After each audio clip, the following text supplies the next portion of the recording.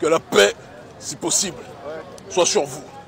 En direct de Cotonou, Bénin, terre de Béanzin, terre des Agodji, terre de Bioguera, terre du Fa, terre héritière des Faras.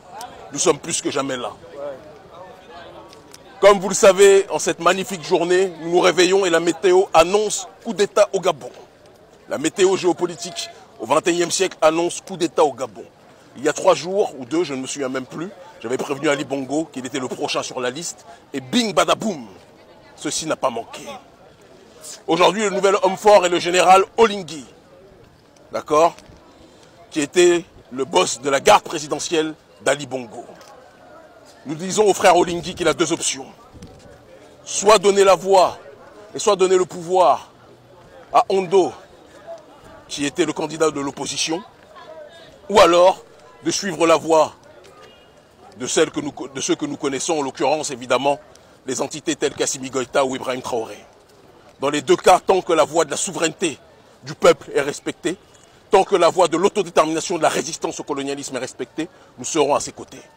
Si par contre, le frère Olingi suit la voie de Damiba en se soumettant aux intérêts français, qu'il sache que de la même façon qu'il est arrivé, il risque de partir. Parce que le peuple n'acceptera pas d'être trahi.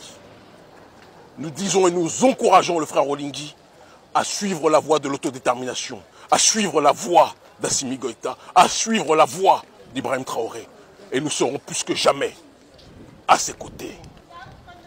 À tous les dirigeants africains corrompus qui asphyxient leur peuple, qui méprisaient leur peuple, qui pensaient que parce qu'ils étaient à la tête de l'État, ils pouvaient tout faire, qu'ils sachent que les derniers seront les premiers, disait un verset, je crois, biblique.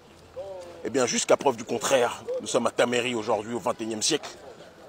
Ceux qui croyaient être tout-puissants et qui pouvaient asphyxier les citoyens africains, qu'ils sachent qu'eux-mêmes sont des citoyens africains potentiels et que s'ils manquent de respect à la majorité du peuple, on va les démettre de leurs fonctions.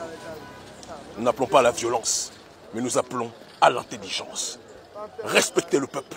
Sinon, ce que monsieur à la tête du pays, Ali Bongo, a connu, ce que Ibrahim Boubacar Keïta a connu, ce que Alpha Condé a connu, ce que Roch Marc Kaboré a connu, tout le reste en Afrique francophone, vous allez le connaître. Je vous avais dit que nous travaillons d'arrache-pied. Nous créons un écosystème pour tous vous retourner. Et nous sommes en train, plus que jamais, d'y parvenir.